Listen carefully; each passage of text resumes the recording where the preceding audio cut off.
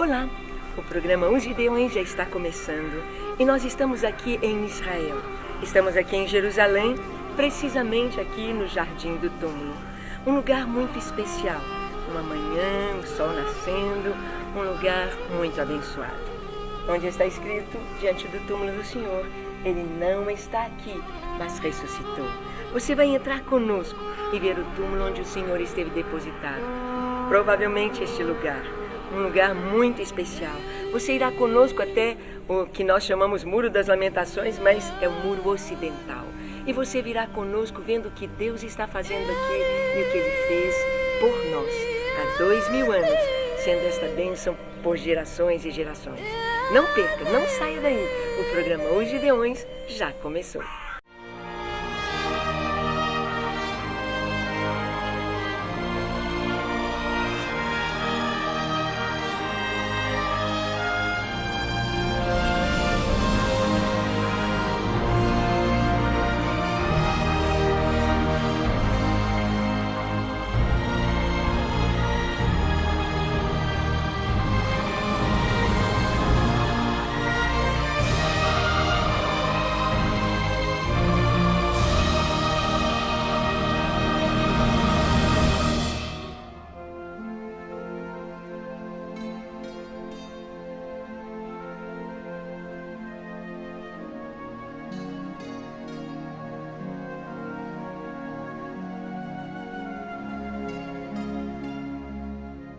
Em 1883, o general britânico Charles Gordon encontrou uma rocha parecida com Gólgota do relato bíblico.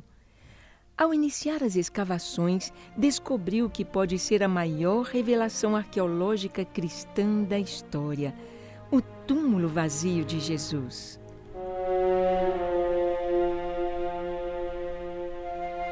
O Jardim do Túmulo fica num pequeno terreno próximo à porta de Damasco. Ele é mantido por uma associação inglesa criada em 1893 para preservar o sepulcro e o jardim, descrito na Bíblia como de José de Arimateia. É tanto amor demonstrado a Deus em Israel, e para nós cristãos, tudo está revelado aqui. Neste lugar aqui, que é o lugar onde o Senhor foi depositado, onde o Senhor Jesus foi sepultado.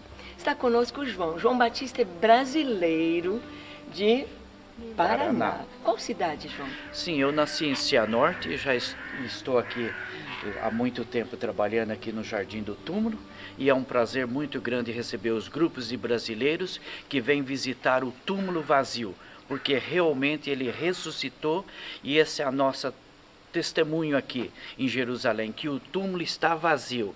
Todos vocês são muito bem-vindos ao Jardim do Túmulo, e nesse túmulo aqui nós temos muita evidência relacionada com o que está escrito no livro de Mateus 27 e 28, porque é um túmulo daquela época, e você é muito bem-vindo aqui, e você vai ter a sua própria experiência, porque Deus vai falar ao seu coração visitando o Jardim do Túmulo. Amém! Estamos vendo que você não perdeu o sotaque do paranaense. Não, ainda continuo sendo paranaense. Coisa linda. João, vamos entrar e vamos testificar o que as mulheres viram, que ele não está aqui. Vamos então? Amém. E você vem conosco.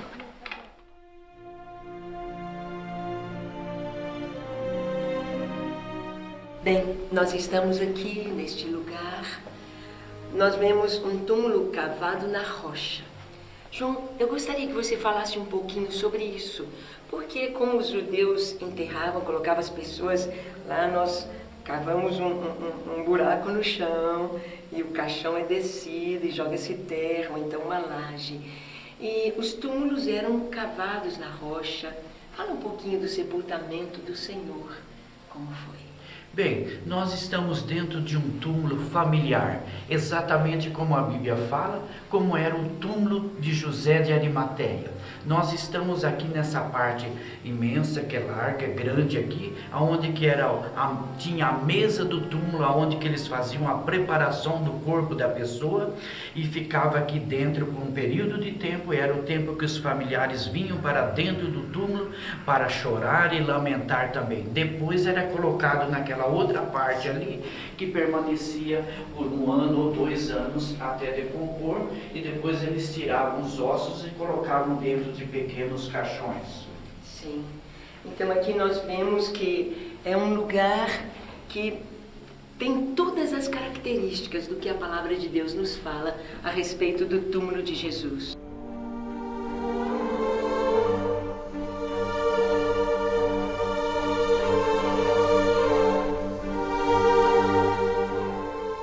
Nós vemos algo tão maravilhoso que se cumpriu a profecia de Isaías. Isaías disse: designaram-lhe a sepultura entre os perversos, mas com o rico esteve em sua morte. Nós vemos que às vezes nós cristãos não damos tanta importância ao sepultamento de Jesus, a gente dá tanta importância à sua morte e à sua ressurreição, mas vemos o cuidado de Deus em preservar, em cumprir a profecia. E Davi disse: não deixarás o meu corpo na morte, nem que o teu santo veja corrupção. É interessante que o corpo de Jesus, ele não foi colocado junto com o dos ladrões que foram jogados numa vala comum. Não esteve Jesus num túmulo onde outras pessoas tinham sido sepultadas, porque ali haveria morte e contaminação. Mas o corpo do Senhor foi preservado. E este lugar é uma testemunha de que o corpo dele não está aqui.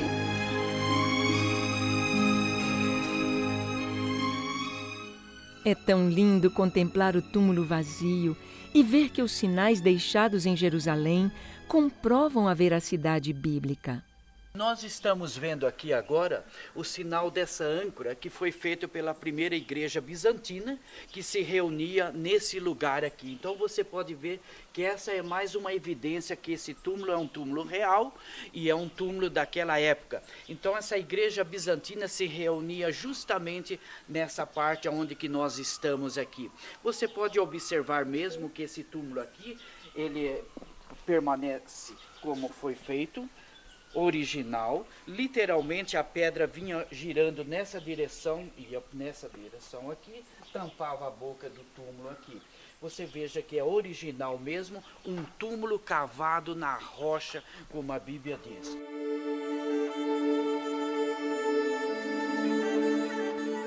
Mateus escreve que os judeus disseram que os discípulos o roubaram. Falaram para os soldados que o corpo dele tinha sido tirado. Os soldados, quando viram os anjos que anunciaram a ressurreição de Jesus, ficaram atemorizados, ficaram como mortos. E nós sabemos que eles estavam guardando o túmulo. E algo tão interessante, aquelas mulheres, quando vieram visitar, disseram: quem vai rolar a pedra? O problema não era o peso da pedra.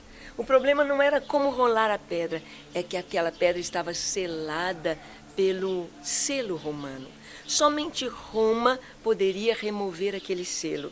Somente Roma tinha autorização para abrir aquele túmulo ou mantê-lo fechado. E então era algo assim muito sério que aqueles soldados estavam fazendo, guardando o túmulo de Jesus. E eles não foram justiçados. Se caso o corpo de Jesus tivesse sido roubado, eles seriam justiçados, como aconteceu com Pedro. Pedro foi preso e Pedro desapareceu da prisão, ou seja, o anjo do Senhor veio e tirou Pedro da prisão, e aqueles 16 soldados, 4 coternos de soldados que estavam vigiando Pedro foram justiçados, foram mortos. E por que estes soldados que guardavam o corpo de Jesus, algo tão sério, não foram justiçados? Mateus escreve que eles foram subornados, que eles receberam dinheiro para falar que o corpo de Jesus foi roubado pelos discípulos. Mas se tivesse sido roubado mesmo, eles iriam atrás. Eles achariam esse corpo, eles tomariam esse corpo, mesmo que fosse queimado, qualquer coisa, as evidências seriam encontradas. Mas o Senhor verdadeiramente ressuscitou, como está escrito. Ele não está aqui, mas ressuscitou. Isto é maravilhoso. Continue conosco. Vamos ver o lugar onde o Senhor foi crucificado. E você vem por este lindo jardim. Vamos lá?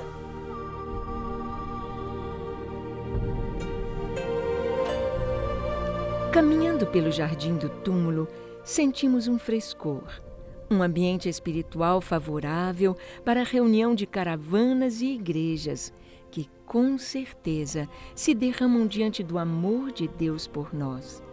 E junto com a Suzy, fui conhecer mais um pouco deste lugar tão especial. A Bíblia fala que junto ao Calvário, ao lugar onde o Senhor foi, crucificado, havia um horto, um jardim. Às vezes pensamos em jardim como sendo um lugar só com flores. Realmente você vai ver aqui que este lugar é um lugar muito lindo. Tem flores, tem jardins, mas os jardins significavam uma plantação, horta, pomar. E você vai ver evidências que este lugar aqui, o Jardim do Túmulo, tem evidências de ter sido um lugar assim. Suzy, vamos conhecer, vamos até o Gólgota e vamos ver este lugar. Vamos lá, Júlio?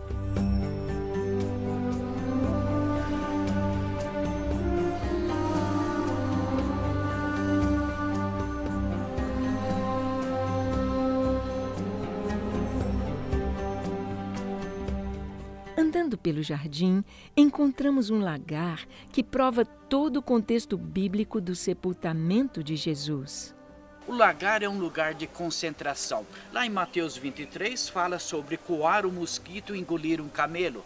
Foi dado ao redor de um lagar. As pessoas que estão trabalhando aqui, eles estão tão concentrados que eles estão pisando a uva ali e vão coar o suco da uva. Eles coam o mosquito e se um camelo passa ao redor do lagar aqui, as pessoas não vê o camelo. A pessoa engole o camelo. Então, a concentração aqui no lagar. O que Jesus estava querendo dizer com tudo isso era que as pessoas estavam preocupadas com coisas tão pequenas e deixando de ver a pessoa de Jesus, que era soberano, era maior do que tudo que eles acham que era importante. Então, eles estavam muitas vezes preocupados com pequenas coisas como guardar o sábado, ou comer com os pecadores sem lavar as mãos segundo o ritual, e não estavam vendo a pessoa de Jesus, que era maior, que era soberano do que tudo aquilo que eles achavam que era importante. Bem, podemos fazer uma aplicação para a nossa vida aqui também. Quantas vezes passamos o tempo todo, talvez a vida toda, preocupado com coisas tão pequenas que acaba sendo impedimento de ver as grandes bênçãos que o eterno Deus tem para ministrar para os nossos corações durante o tempo todo da nossa vida. Sim, é verdade. E que você guarde aqui do Jardim do Túmulo, guarde esta verdade no seu coração. Valorize o que Deus tem feito e principalmente o que Jesus fez por nós. Bem, vamos continuar aqui aprendendo um pouquinho com o João, que durante todos estes anos tem mostrado este lugar a caravanas de brasileiros, e você vem conosco. Vamos prosseguir.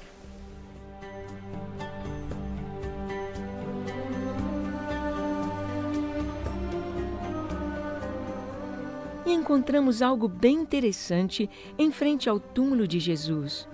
Uma árvore em formato de cruz. E perto dela, mais uma evidência da realidade bíblica.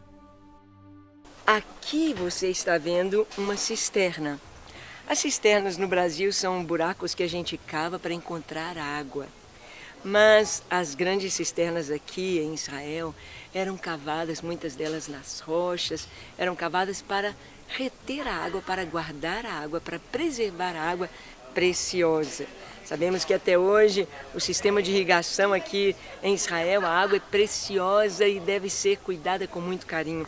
João, o que esse quadro está fazendo aqui? Que cisterna é esta aqui no jardim? Bem, isso é mais uma prova que havia um jardim no passado aqui. Somente uma pessoa rica com muitas condições financeiras, como José de Arimateia, poderia ter uma cisterna dessa dentro da sua propriedade. E tem capacidade para mais de 1 milhão de litros de água. Então isso é mais uma prova que havia um jardim em frente a esse túmulo aqui. É algo muito grande. e que você pode ver que tem 4 pessoas aqui nessa escada, e ela é enorme e já estava aqui no tempo dos romanos. Isso mostra que pode ser muito bem o lugar de José de Arimateia, a propriedade dele também. Puxa, essa aqui é a cisterna. Que enorme! A gente não consegue ver o fundo. Como o João disse, esse lugar aqui provavelmente tinha um pomar. E ele estava explicando que pomar na Bíblia, que jardim na Bíblia não representam flores simplesmente como a gente está acostumado a pensar, né? Um jardim só flores, mas fala de pomar com frutos. E para se ter um lugar, uma plantação, era necessário água. E essa cisterna aqui mostra que esse lugar aqui era um lugar que podia ter recebido a irrigação e ter feito muitas plantas crescerem. Isso é muito lindo. Sim, Suzy, e para ter uma cisterna desse tamanho, tinha de ser uma pessoa muito rica, para ter algo tão especial assim, um lugar rico. José de Arimateia fazia parte do Sinédrio e nós encontramos os anciãos fazendo parte do Sinédrio. E para nós, quando lemos a Bíblia, ancião, a gente pensa que é uma pessoa velha. Ancião para nós é velho, mas esses anciãos eram empresários, eram pessoas ricas que estariam ali fazendo parte deste grupo que haveria de julgar as pessoas, julgar as sentenças. José de Arimateia fazia parte do Sinédrio e era um homem rico, era um empresário, um dono de propriedades. Então vamos continuar por esse jardim, esse lugar tão lindo, vendo o lugar onde Jesus foi crucificado. Vamos lá se mostrar para a gente, João.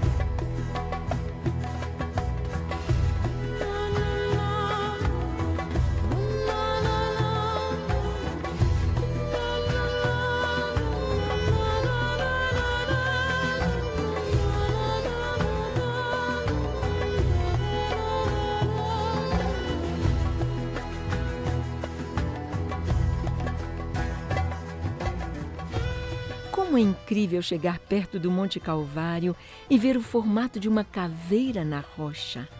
Tudo isso começou por volta de 200 anos atrás, que eles acharam essa caveira, que era bem nítida, bem forte, como você pode ver parte até hoje. E essa foi uma das evidências dessa área, foi aonde que surgiu a questão, será que esse lugar mesmo? E por essa caveira que nós temos aqui na rocha, e por ser essa área totalmente uma área de crucificação e de apedrejamento, nós estamos muito perto da onde que tinha o templo da cidade antiga. Bem, todas as pessoas eram crucificadas nessa área aqui, que era uma área imensa. Nós podemos ver muito bem que já houve época no passado que foram mais de 1000 judeus crucificados num dia só pelos romanos. Então necessitava de uma área enorme. Os judeus não crucificavam ninguém. Os judeus, qualquer um que desobedecia qualquer lei aqui no templo, eles traziam para fora da cidade e apedrejavam.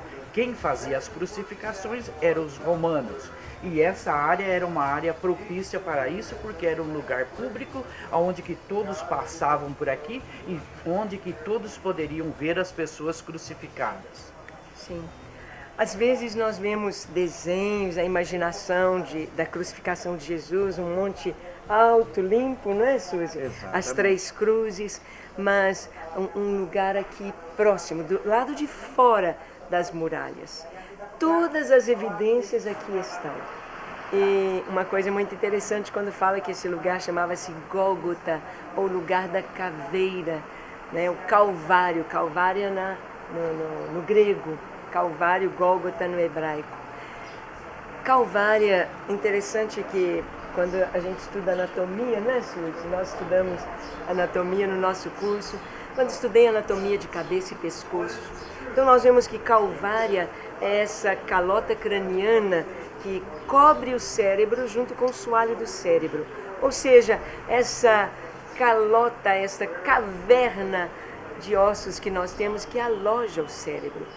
E é muito interessante que Jesus, ele foi crucificado neste lugar e foi sepultado num jardim aqui nesta área, né, onde tem essa Calvária.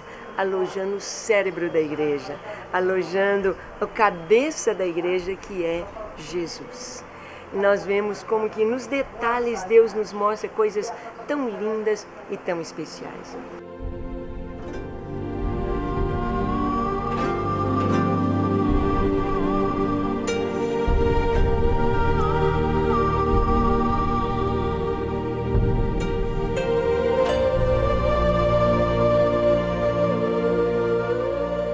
Aproveitamos esse clima de alegria pela vida de Cristo e tudo que Ele fez por nós, para como equipe cear e lembrar do corpo e do sangue de Jesus, que foi derramado por amor de cada um de nós.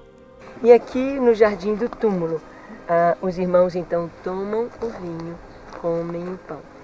E nós louvamos ao Senhor pelo que Ele fez e vamos cear agora.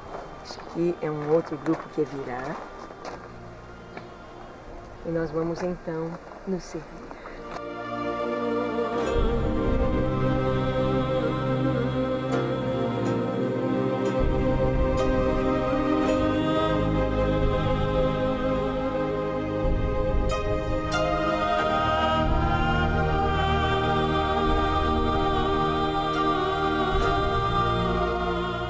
Depois de contemplar todas as belezas do Jardim do Túmulo, vamos conhecer agora um lugar também muito especial.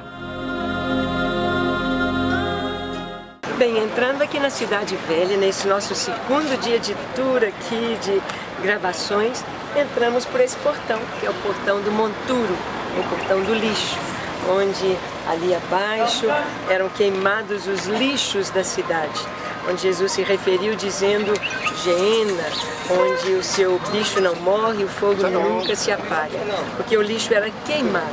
Então, esse é o portão do Monturo.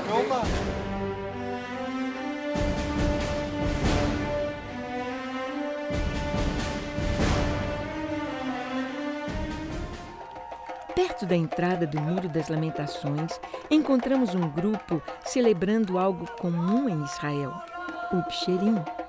Aos 3 anos, o menino inicia oficialmente na educação da Torá, a Bíblia dos judeus, e pode começar a usar o kippá e o tzitzi.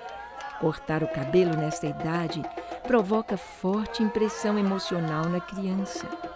Logo ela saberá que está avançando rumo a um novo estágio de maturidade.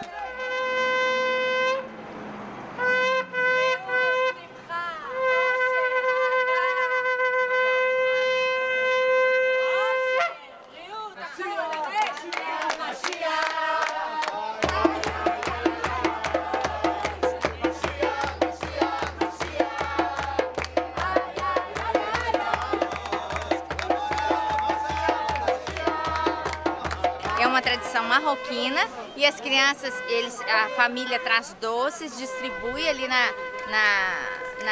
no muro, enquanto comemoram o aniversário do seu menino. Muito bem, a gente viu até o shofar sendo tocado. Curiosidades de Israel. É claro que fomos lá saber mais. When a child gets in 3 years old, we have to cut her hair. With a party and Rebbe, and we came or to the Kotel in Jerusalem, or to בצפון, לאן אנחנו הולכים? איך קוראים לזה? רבי שמעון.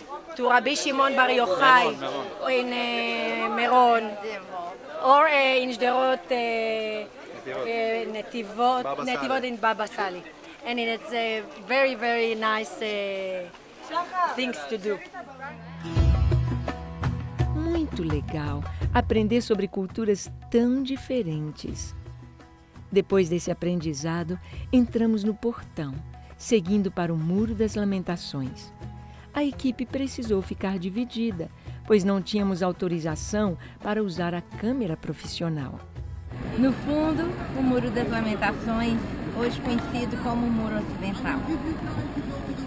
Durante muito tempo, os judeus oraram a Deus, pedindo para que Deus os trouxesse de volta à terra deles. E eles estão aqui. Esse muro me faz lembrar de uma oração que Salomão fez quando ele foi consagrar o templo a Deus. E nessa oração tão linda ele fala: Deus, que todas as vezes que alguém orar voltado para esse templo, que o Senhor ouça dos céus e responda a oração. Que todas as vezes que alguém pedir ao Senhor chuva e orar aqui dentro desse templo, ouve-te nos céus. Quem somos nós para construir um templo que abrigue Deus? Deus é muito maior do que qualquer coisa que um ser humano possa criar. Mas Deus entende que o que nós fazemos para Ele tem algum valor.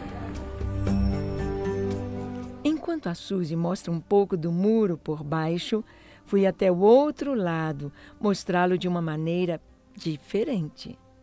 Vamos subir então no bairro judeu de Jerusalém Antiga e vamos ver lá o Muro das Lamentações, chamado Muro Ocidental, e conhecer um pouquinho deste muro.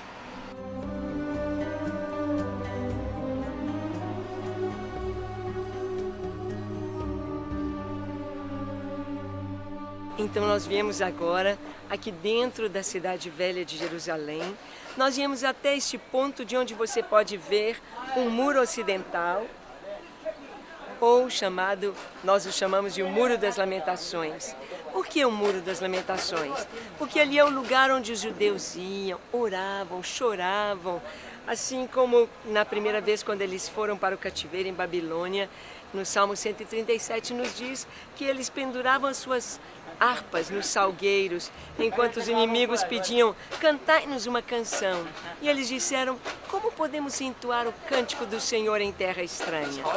Então, nós sabemos que quando houve a Guerra dos 6 Dias, quando Jerusalém foi tomada em 1967, os soldados judeus correram até este muro. E ali choraram, e ali oraram, e ali agradeceram ao Senhor. E desde então orações têm sido feitas ali. Este muro é o que restou, podemos dizer, dos primeiros templos.